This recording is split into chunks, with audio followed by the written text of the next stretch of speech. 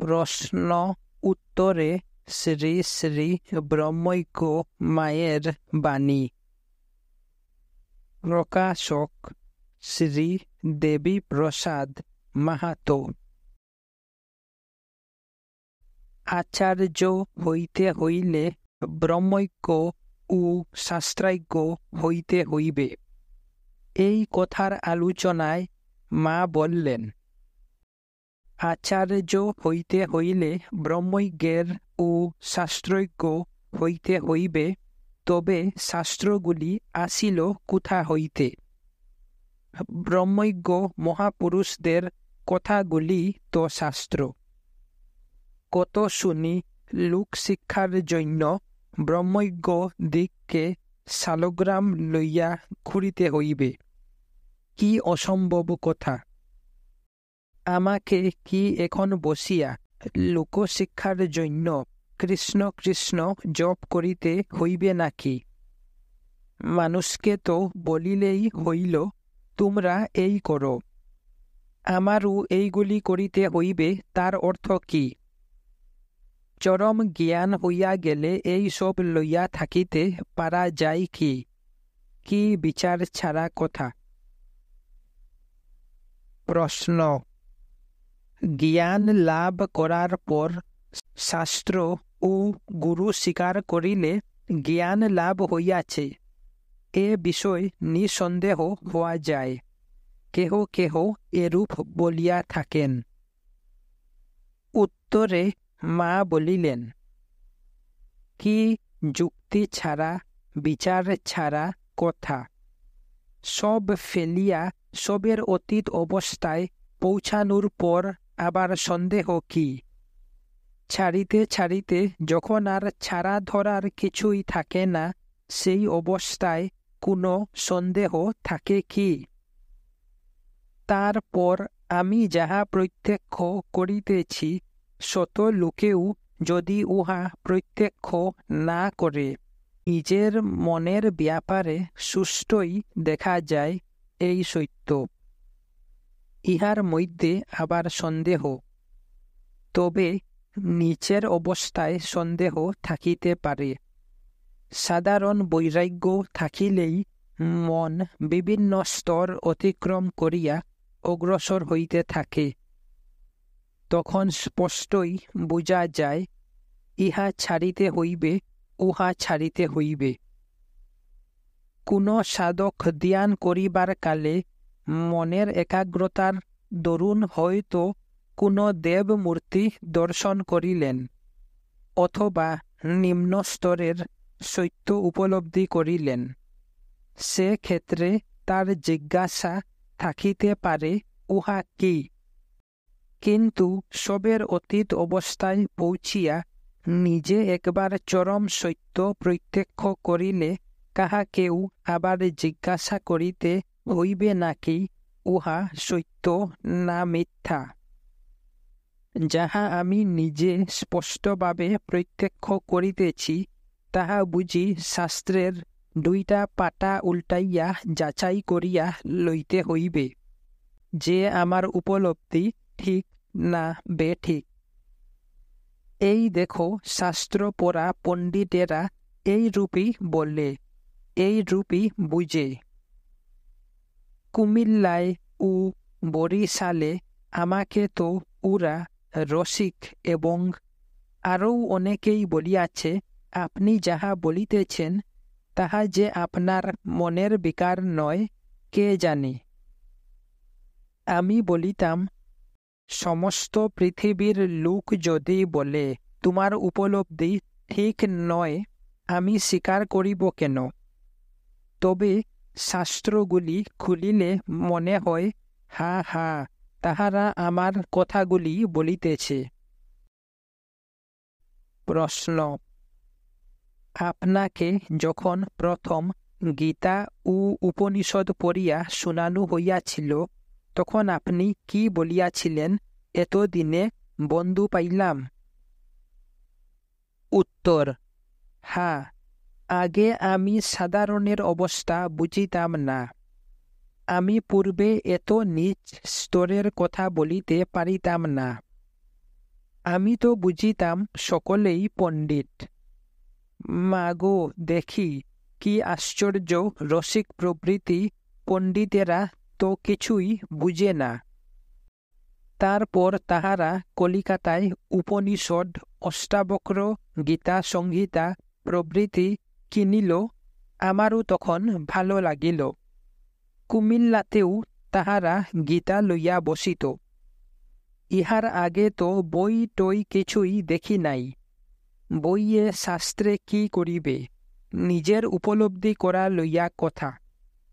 একবার উপলব্ধি করিলে, প্রত্যক্ষ দেখিলে আর কি সন্দেহ থাকিতে পারে? মা আবার বলিলেন, নিম্ন স্তরের ভক্তি সাধনে ভয়ানক গোঁড়ামি আসিয়া পড়ে, তমনি নিম্ন স্তরের অদ্বৈতবাদীরও ভয়ানক গোঁড়ামি আসে।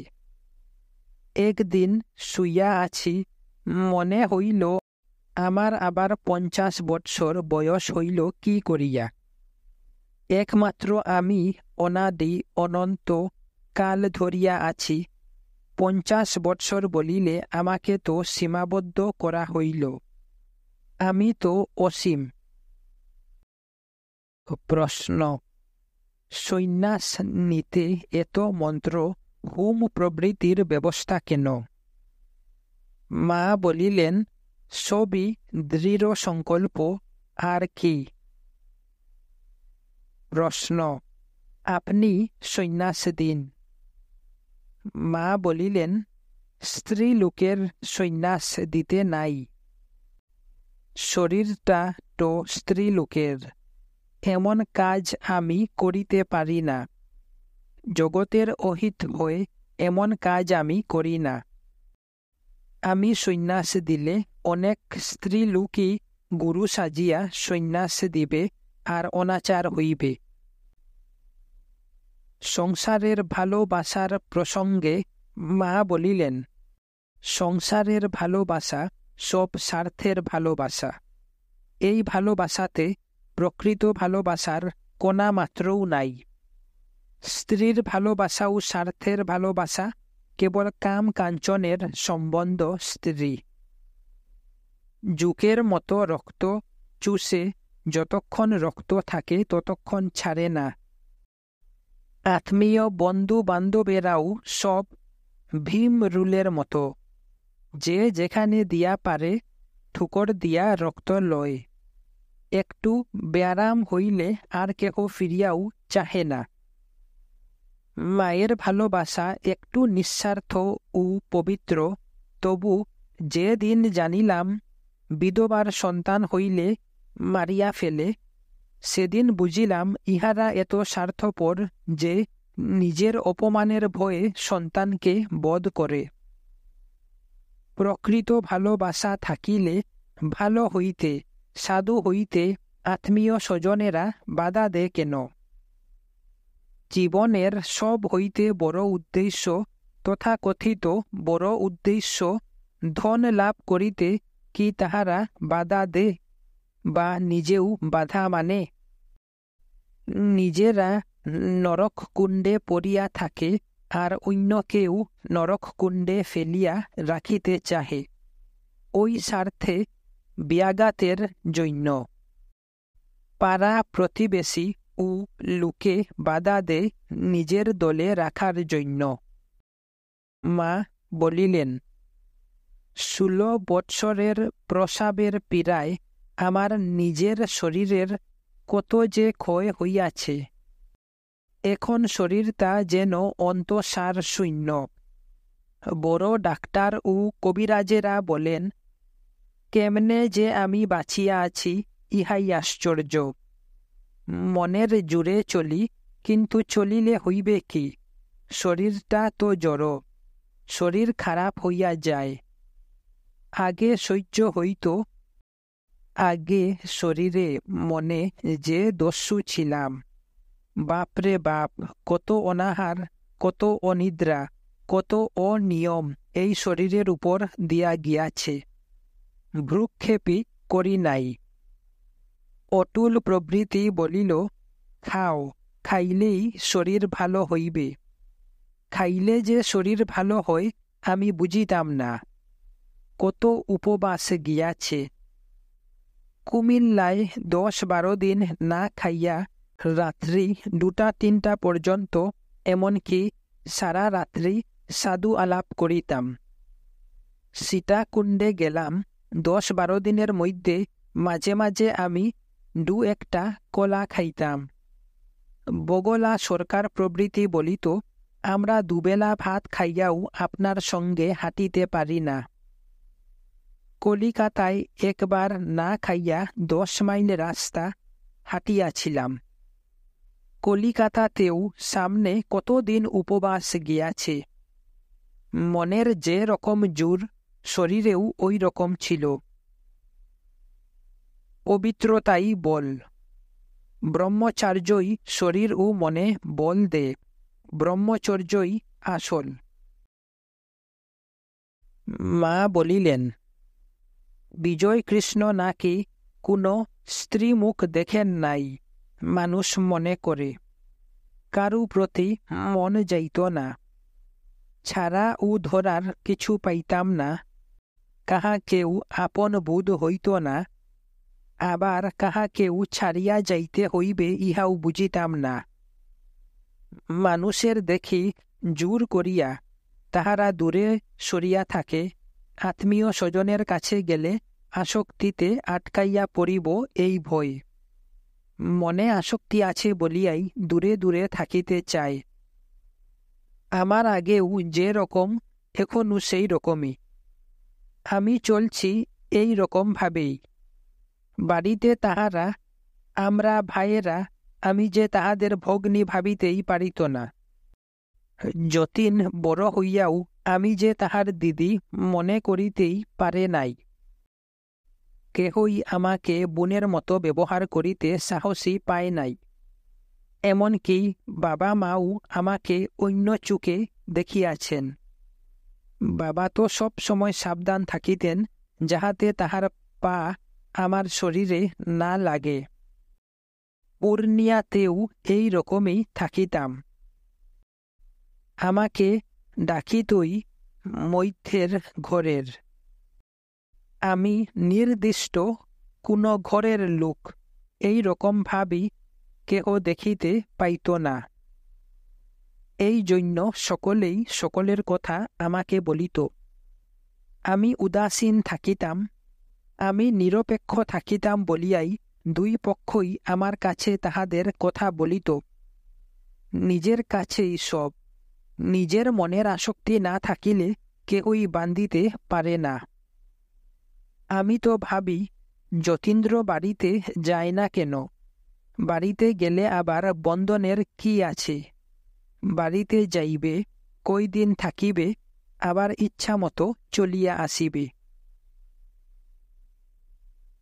প্রশ্ন: ধ্যান করিবার সময় আপনার কোনো দিন কি অন্যের চিন্তা আসিত না? উত্তর: না, কোনো দিনও না।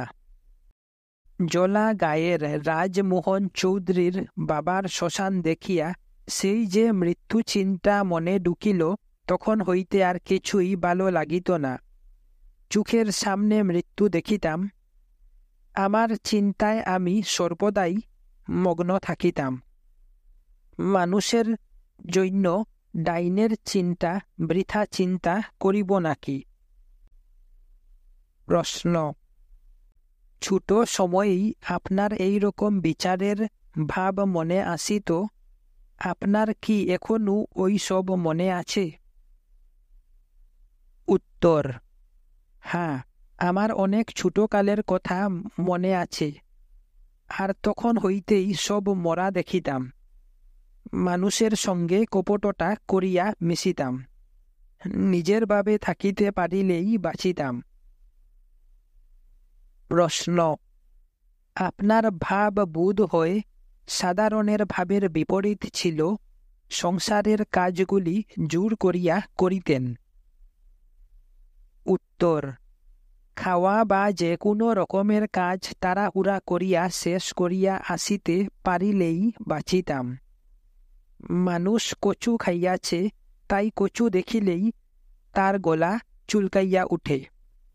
বিষয় ভোগ করিয়াছে বলিয়াছে, বিষয়ের সংস্পর্শে আসিলেই বিষয়ের চিন্তা মনে জাগে। মা আবার বলিলেন, সাধুদের কথা আর কি বলিব। মানুষ কাশি যাইবে মনে করিয়া কাপড় চাপড় লইয়া ঘরের মধ্যেই ঘুরিতেছে।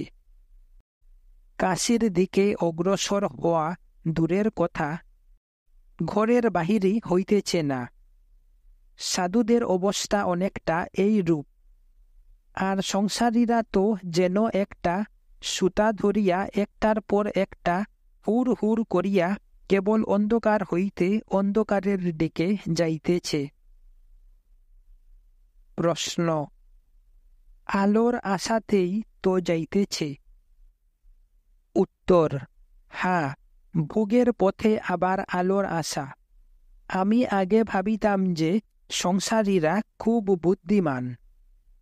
জাতি দিয়া সুপারি কাটিতে দেখিয়া আমি ভাবিতাম মানুষগুলি খুব বুদ্ধিমান। তাহা না হইলে হাত না কাটিয়া কি করিয়া সুপারি কাটে, মনটা কি করিয়া লাগাইয়া কাজ করে। আমার মনটা খুব উদাস ছিল কিনা, তাই সংসারের কোনো কাজে মন লাগিতই না। বাড়ির উপর যে আমাদের তাল গাছটা ছিল, উহা দেখিলে আমার বড় ভালো লাগিত। উঠানে বসিয়া মন ও অন্যান্যের সঙ্গে কথা বলি, আর হঠাৎ তাল গাছটা দেখিয়াই মনটা ঝিম ধরিয়া যাইত। তাল গাছটা দেখিতাম স্থির, তখনই আমার মনও হঠাৎ স্থির হইয়া যাইত। চৌধুরীর শ্মশানটা দেখিয়াই এই যে আমার মনে লাগিল, সব সময় আমার এক চিন্তা হইত যে মরিলে তাহার মনটা না জানি কি রকম হইল, সে কি ভাবে, কি অবস্থায় আছে। আমি নিজেকে মরা ভাবিতাম। দিনে দিনেই এই মৃত্যু চিন্তা বাড়িতে লাগিল।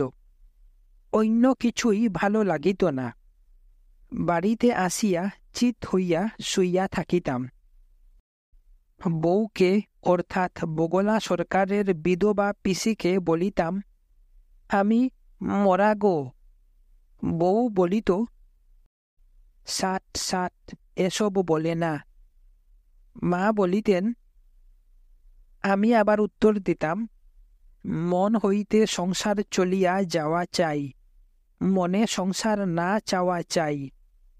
একটু চাওয়া থাকিলেই একদিন না একদিন, এ জন্মে না হয় পর জন্মে, ওই চাওয়ার সংসারে লইয়া যাইবে। যাহা একবার ছাড়িয়া দেওয়া হয় তাহা আর না চাওয়াই ভালো। কয়দিন যাবত মায়ের নিকট শঙ্করাচার্যের রচিত বিবেক চূড়ামণি পাঠ হইতেছিল। তখন মা বলিলেন, সংসারে যাহারা কামিনী কাঞ্চনে আসক্ত, শঙ্কর তাহাদিগকে মূঢ় অন্ধ বলিয়াছেন। মানুষ যখনই ওই সব বই পড়ে তখন মনে করে আমাকে বলে নাই, অন্য কাহাকেও বলিয়াছে। নিজের উপর কেহই লয় না, পড়িতে হয় পড়িয়া যায়। নিজেকে যে মূঢ় অজ্ঞানান্ধ, নিজেদেরকে যে আত্মজ্ঞান লাভ করিতে হইবে, শঙ্কর ওই কথাগুলি যে তাহাদেরকে বলিতেছেন সেই জ্ঞানই নাই। মায়ের নিকট শঙ্করাচার্যের আত্মবোধ ও অপরোক্ষ অনুভূতি পাঠ হইতেছে। মা বলিলেন, সর্বত্র ব্রহ্ম দৃষ্টি করিবে। যে বস্তু বা ব্যক্তি দেখিবে তাহাতেই ব্রহ্মবুদ্ধি করিবে।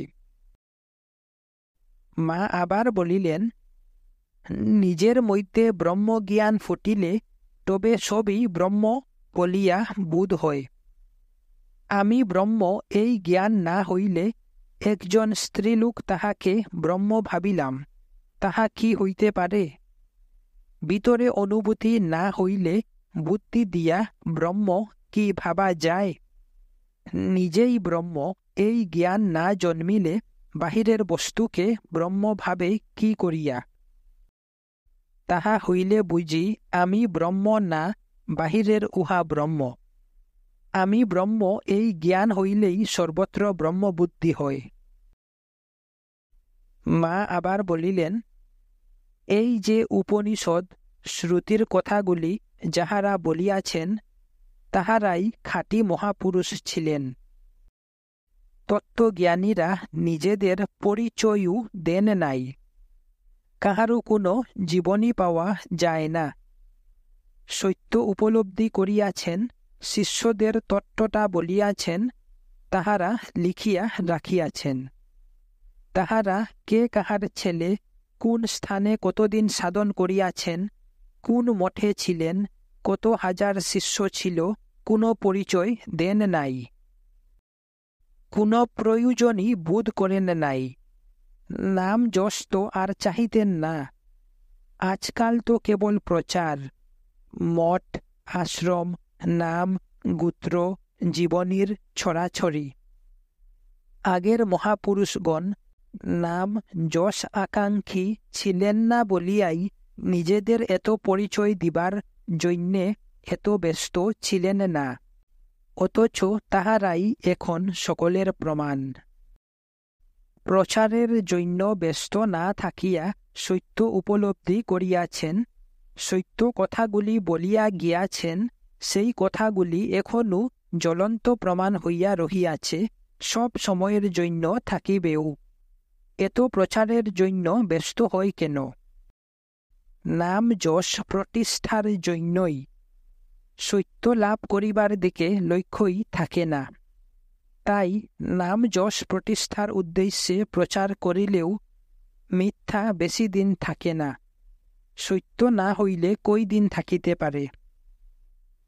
সাধু যে কত রকমের আছে, সাধু কি সকলেই এক রকমের নাকি? শেষ অবস্থায় কি সাধু হইলেই যাইতে পারে নাকি? সমাধি সমাধি বলে সমাধি যে কত রকমের আছে, সমাধি একজনের একটু ভাব হইল, উহাই বলে সমাধি। কোনো দেবতার রূপ বা বিরাট কিছু দেখিয়া মনটা স্থির হইল, ইহা কেউ বলে সমাধি। আমারই গিয়াছে এই রকম, কিছুই চাই নাই। সমাধি মুক্তি ব্রহ্ম কথাগুলিও জানিতাম না। কেবল অশান্তি লাগিত, কেবল আগুনের মতো বৈরাগ্য। সব সময় মনটা ফেত ফেত করিত। কেবল চুপ থাকিলেই শান্তি লাগিত, উদাস উদাস লাগিত। কেবল ছটপট ছটপট। লোকের সঙ্গে মিশিলেও ভিতরের কাজ সব সময় চলিতই। কপটতা করিয়া মিশিতাম আর কি। বসিয়া ধর্ম আলাপ টালাপ করা, উহাও ভালো লাগিত না। কাহাকেও ধর্ম কথা বলা বা বুঝানো কিছুই করিতাম না। বেশি হইলে বলিতাম, আমার মনটা উদাস উদাস লাগিতেছে। কোনো চিন্তা না করিলেই যেন বাঁচিতাম। কোনো দেবতার চিন্তাও ভালো লাগিত না। কি চাহিতাম নিজেই কিছু বুঝিতাম না। কিছু চাহিতামও না, অথচ ভিতরে একটা অশান্তি লাগিয়াই থাকিত। কেবল চুপ, কেবল বিশ্রামই ভালো লাগিত। লোকে আগে টেরই পাইত না। শেষে যখন বেশি আলগা একা থাকিতাম, তখন লোকে টের পাইল। আমার এই ভিতরের পরিশ্রমের ভাবটা শেষ পর্যন্ত ছিল। যখন আকাশ বোধ করিতে লাগিলাম, তখন সেইগুলিও পরিশ্রম বোধ হইত। নিজে কি বুঝিতে লাগিলাম, ওই বোধগুলির মধ্যেও পরিশ্রম মনে হইত। তখনও আমি দেখিতেছি, আমি বোধ করিতেছি, এই অবস্থায়ও পূর্ণ আরাম পাইতাম না। ডাক্তার তাহাদের বলিতাম, আপনারা দেখেন আমি চুপ, আমার ভিতরে চঞ্চল ভাব এখনও কাজ চলিতেছে। নিজের অবস্থাগুলি বোধ করিতেও একটা পরিশ্রম মনে হইত। তারপর যখন একেবারে চরম বোধাতীত অবস্থা হইল, তখন পূর্ণ বিরাম, কেবল শান্তি। প্রশ্ন: তখন হইতে আপনার সেই অবস্থা সব সময় আছে কি? উত্তর: লোকে সমাধির অবস্থা হইতে নামিলে আরও একটা হইয়া যায়। এই সব বাজে কথা। নিজেকে একবার জানিলে আর কখনো ভুলে কি? মহাসাগরের মতো হইয়া যায়। তরঙ্গও জলই, এক মুহূর্তের জন্য ওই স্থির ভাবতা যায় না। তরঙ্গ জল ছাড়া আর কিছু না। লোকে দেখে তরঙ্গ, লোকে দেখে লড়ি চড়ি, খাই, চলি ফিরি, এইগুলি স্বভাবে করাইয়া লয়। ভিতরে নিজের স্থির ভাব সময় সময় এক রকম আছে। সূর্যের মতো আর কি। মেঘে ঢাকা পড়িল, রাত্রি হইল, লোকে মনে করিল সূর্য নাই বা তাপ কমিয়া গিয়াছে। আসলে সূর্য সব সময় এক রকমই আছে। আত্মার সঙ্গে আকাশের তুলনাটি খুব সুন্দর। এই জগতের সর্বত্র আকাশ আছে, কিন্তু লোকে বুঝে না, দেখে না আকাশ এই জগতের। তাহাই মানুষ দেখে না, বুঝে না। আত্মা তো জগতের অতীত, সে কি সহজে বোঝা যায়? মা আবার বলিলেন, অনেক সময় ভাবি আমি হইলাম কেন? কোনো বাসনাই ছিল না। এখনো তো দেখি আমার জন্ম নাই, মৃত্যু নাই, জন্মেরও ইচ্ছা নাই, মরণেরও ভয় নাই। তবু আবার ভাবি আমি হইলাম কেন? প্রশ্ন: পূর্ব জন্মেই আপনার সব প্রস্তুত ছিল, কেবল একটু ফুটিবার বাকি ছিল, তাই এই শরীর ধারণ করিতে হইল। উত্তর: হিরেন উহারা বলে, আপনি ভাবিয়া আপনার শরীর ভালো করুন। আমি ভাবিতে গেলেই দেখি আমার রোগ ব্যাধি কিছুই নাই। এই তো আবার সব সময় নিজের ওই স্থির ভাবেই আছি। আবার শরীরের ব্যথা বেদনা, রোগ যন্ত্রণাগুলিও পাই। প্রশ্ন: আমাদের মতো ক্ষুধা পিপাসা অনুভব করেন কি? উত্তর: হ্যাঁ। প্রশ্ন: ক্রোধ, রোগের ভাবগুলি অনুভব করেন কি? উত্তর: হ্যাঁ। তবে ছেলেপুলের মতো আর কি, এই আছে এই নাই। আমার আগের উদাস ভাবটি এখনো আছে। কোনো গোলমাল হইলে আমি যোগ না দিলেও দরজা বন্ধ করিয়া শুইলে শান্তি পাই। মা সাধুর বিষয়ে বলিলেন, সাধু দুই রকমের আছে। এক রকম কিছু চায় না, একটা আগুনের মতো বৈরাগ্য লইয়া আছে। আমার ছিল ওই রকমের। আর শঙ্করের বইয়ে পাওয়া গেল জাগতিক বিষয়ে বৈরাগ্য। কিছুই না চাওয়া, উদাসভাবে আপনা আপনি সত্য ফুটিয়া যায় আর কি। আরও এক রকমের সাধু আছে, কিছু একটা চায়, মুক্তি, ব্রহ্ম বা কালী ঈশ্বর চায়। সব বিষয়ে বৈরাগ্য থাকে, আর যাহা চায় তাহা পাইবার জন্য প্রবল ইচ্ছা। এই প্রবল ইচ্ছাতেই যাহা চায় তাহা পায়। প্রশ্ন: এই দ্বিতীয় রকমের সাধুই বেশি থাকে, কিছু না চাওয়া সাধুর সংখ্যা কম থাকে। উত্তর: ওই রকম সাধু হইল উপনিষদের পরমহংসরা, সংবর্তক, আরুণী, অষ্টাবক্র প্রভৃতি। আমি বলিতাম অতুল প্রভৃতি, তাহারা তো বুঝিতও না। তারপর তাহারা অষ্টাবক্র সংগীতা পড়ে। আমি তখন বলিতাম আমার এই অবস্থা, তখন তাহারা বুঝে। প্রশ্ন: তত্ত্বজ্ঞানী মহাপুরুষেরা যে ধর্ম প্রচার করেন, বেদান্ত বুঝান, ধর্ম শিক্ষা দেন, তাহাদের উদ্দেশ্য কি ধর্ম ও বেদান্ত প্রচার করা? উত্তর: না, তাহাদের স্বভাবে করাইয়া লয়। শঙ্করাচার্য বলিয়াছিলেন, যাহারা মুক্তির পিপাসু নয় এবং বিষয়ে আসক্ত, তাহারা পশু। এই কথার উপর মা বলিলেন, শঙ্কর ইহা লিখিয়াছেন, আবার সুরেশবাবুর বন্ধু লিখিয়াছেন, চাকুরি করো, পরিবারের প্রতি কর্তব্য করো। মানুষ কি পাগল না ছাগল? সকলেই বলে, কানা রে কানা, আমার পথে চলিয়া আয় না। সংসারের পুরুষগুলি সব মাউগের গুড়া।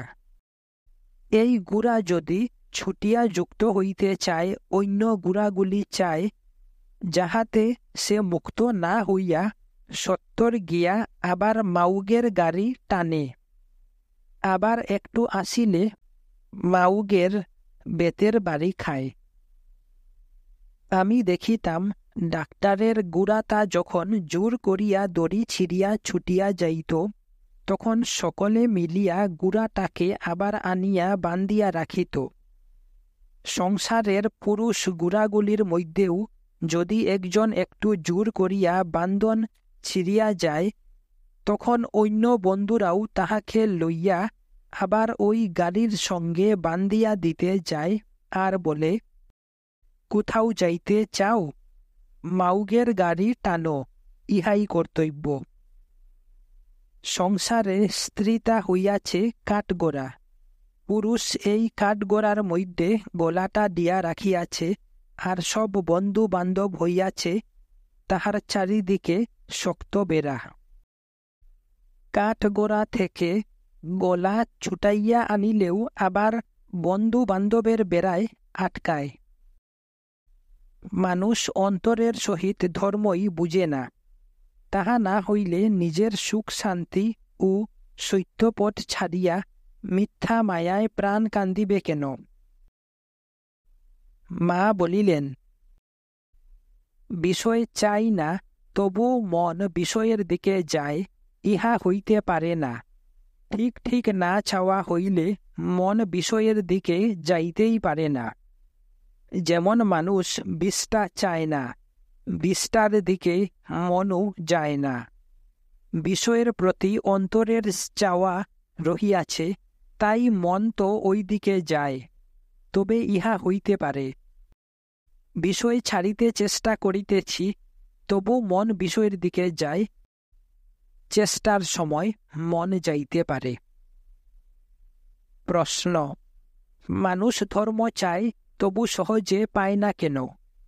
এই যে কত লোক কত বৎসর কঠোর তপস্যা করে, তবু পায় না কেন? উত্তর: ঠিক ঠিক চায় না, তাই পায় না। তারপর হাজার হাজার তপস্যা কি হয়? ভুল পথে বা উদ্দেশ্য ঠিক না রাখিয়া বহুদিন তপস্যা করিলেই কি জ্ঞান হয়? চাই মনের ব্যাকুলতা। এই ব্যাকুলতারই দ্বারা জ্ঞান ফুটিতে থাকে। এই জ্ঞানই মুক্তি। প্রশ্ন: এই জ্ঞান লাভের উপায় কি? উপদেশ দিন। উত্তর: উপদেশের কি অভাব আছে? এই সংসারটার মধ্যেই কত উপদেশ। এই যে সব লোক মরিতেছে, নিজেকেও যে মরিতে হইবে, ইহা ভাবিলেই হয়। মোটের উপর মানুষের ইচ্ছাই জাগে না।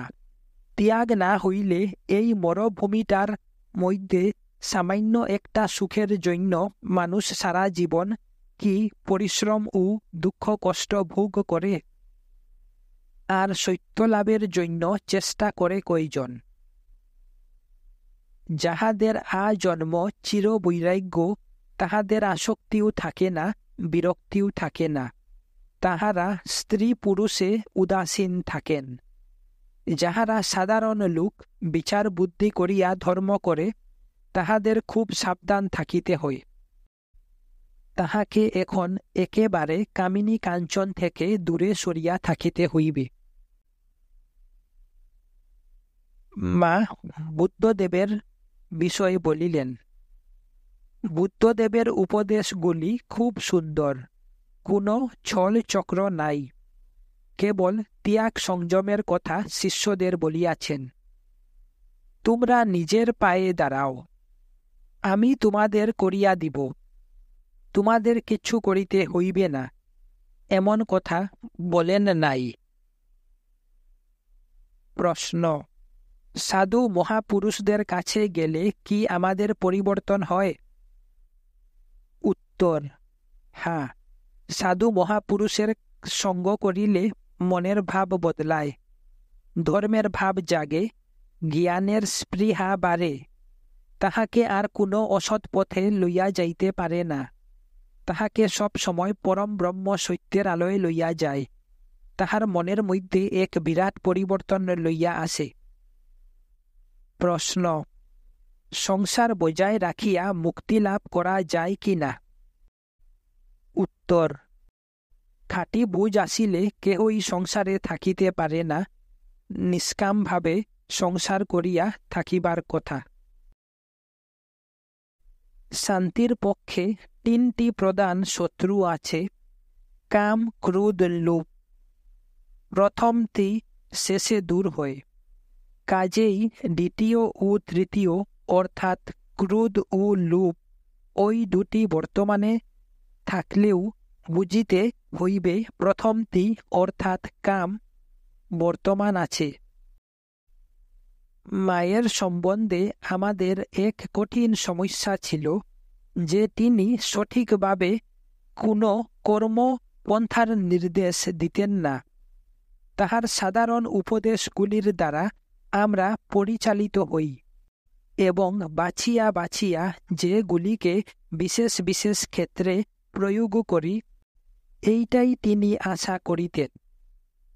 একদিন তিনি বলিলেন, এই পথ বড় পিচ্ছিল, সব সময় এই পথে সচেতন থাকিতে হইবে এবং মুক্তিকে লক্ষ্য করিয়া স্বনির্বাচিত পথে চলিতে হইবে, ঠিক করিতে হইবে। সব কিছু আমার বলার প্রয়োজন কি? আমি সব সময় তোমাদের মঙ্গল কামনা করি, নিজের উপর নির্ভর করিতে শেখো। মা বলতেন, এ জীবনে মুক্তি পেতে হলে সকল প্রকার কাজ কর্ম পরিত্যাগ করে সব সময় মন যোগ আত্ম উপলব্ধির সাধনায় নিযুক্ত করতে হবে। মায়ের প্রসঙ্গে স্বামী প্রবুদ্ধানন্দ আরও বলিলেন, একদিন এক বয়স্ক গ্রামবাসী তার কাছে এসে বলল, আমার পুত্রটি বড় উচ্ছৃঙ্খল জীবন যাপন করছে। মা, আপনি তাকে সৎপথে ফেরাতে পারেন না? ছেলেটি তার কাছে এলে তিনি তার সঙ্গে কথা বললেন। ছেলেটি এভাবে প্রভাবিত হল যে সে কয়েকদিনের মধ্যেই মায়ের ভক্ত হয়ে সন্ন্যাস ধর্ম গ্রহণ করতে চাইল। ছেলেটির বাবা এ খবর পেয়ে মার কাছে এলেন। তিনি বললেন, আমি আপনাকে এ কথা বলিনি যে আমার ছেলেকে সাধু করে দিন।